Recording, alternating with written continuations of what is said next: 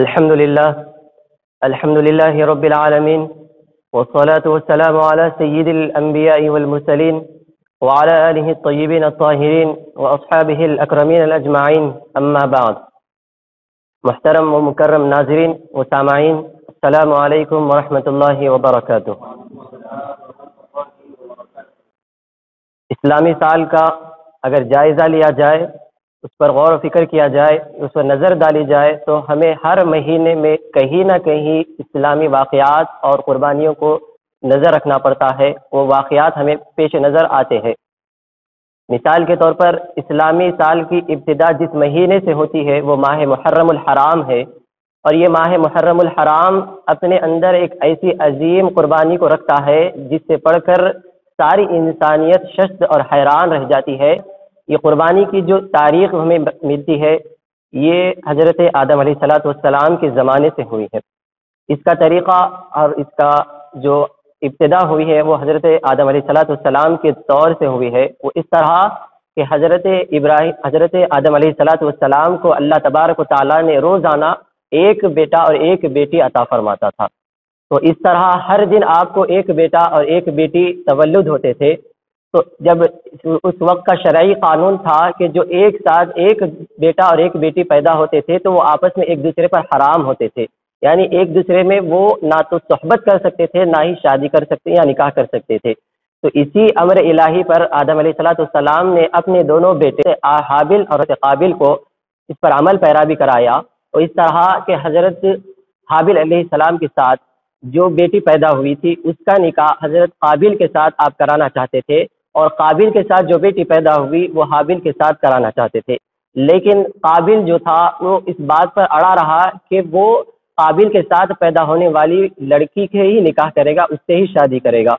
اس کے باوجود حضرت آدم علیہ السلام اس کو بارہا سمجھانے کے باوجود اس کو حکم الہی بتائے اور شریعت کا جو قانون ہے اس وقت کا وہ آپ نے بتایا، لیکن اس کے باوجود بھی وہ اپنی بات پر اڑا رہا. تو اس کے بعد حضرت آدم علیہ السلام نے کہا کہ ٹھیک ہے، ایسا کرو کہ تم دونوں اپنی اپنی طرف سے اللہ کی بارگاہ میں قربانی دو، اللہ کی راہ میں قربانی پیش کرو. جس کی قربانی اللہ کی بارگاہ میں قبول ہوگی، مقبول ہوگی، وہی اس کا حقدار ہوگا اور وہی حق پر ہوگا. تو اس کے بعد دونوں نے جب قربانی پیش کی تو قابل نے بھی قربانی پیش کی اور حابل نے بھی قربانی پیش کی، اور اللہ کی بارگاہ میں جب ان دونوں نے قربانی دی تو اللہ کی طرف سے ایک آگ آئی اور حابل علیہ السلام کی قربانی کو وہ آگ کھا گئی. تو اس سے حضرت آدم علیہ السلام نے قابل کو بتایا کہ دیکھو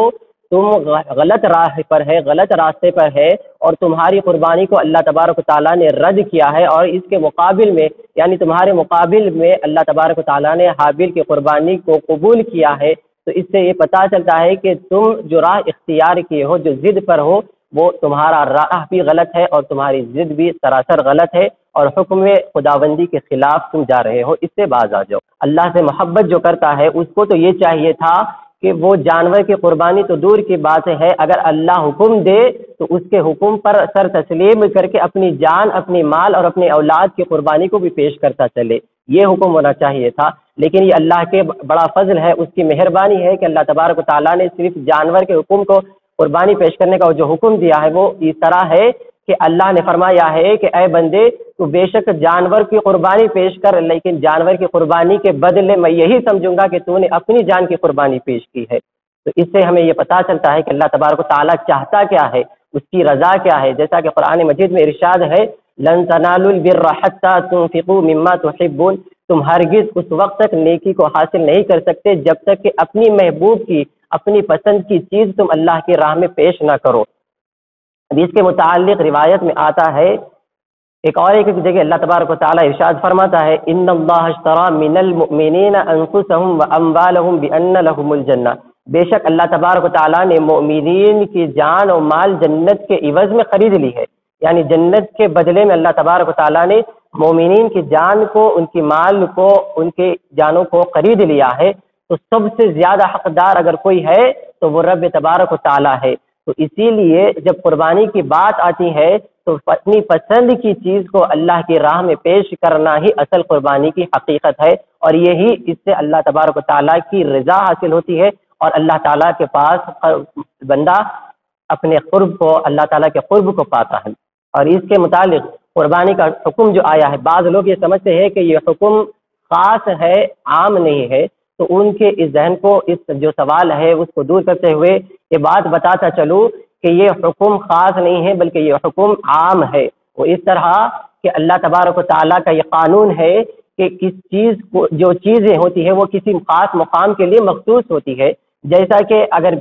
نظر ڈالی جائے، اگر جائزہ لیا جائے تو ہمیں پتہ چلتا ہے کہ عید کے دن یعنی عید الاضحیٰ کے دن حجاج اکرام جو حج کرتے ہیں ان کے لیے کچھ چیزیں مخصوص ہوتی ہے کہ وہ خاص مقام پر ہی جا کر اس کو ادا کرنا پڑتا ہے۔ مثال کے طور پر اگر انہیں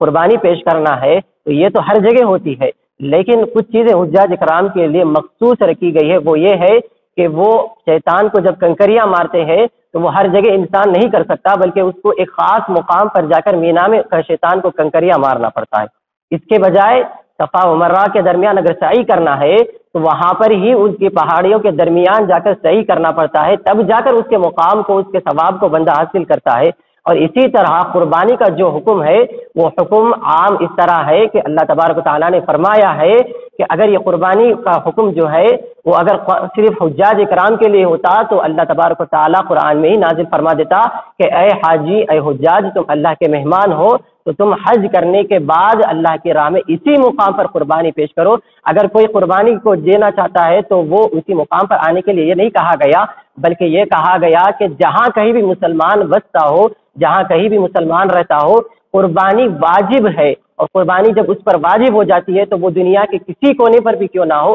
اس کو واجب ادا کرنا ہی پڑتا ہے، نہ کہ اس کو کسی چیز کے بدلے پیسے خیرات کرنے یا صدقہ کرنے کے بجائے قربانی ادا نہیں ہوتی بلکہ وہ واجب ہی رہتی ہے۔ اللہ تبارک و تعالیٰ سے دعا ہے کہ رب تبارک و تعالیٰ ہم کو اخلاص کے ساتھ اللہ تبارک و تعالیٰ کی بارگاہ میں قربانی پیش کرنے کی توفیق عطا فرمائے۔ وآخر دعوانا الحمد للہ۔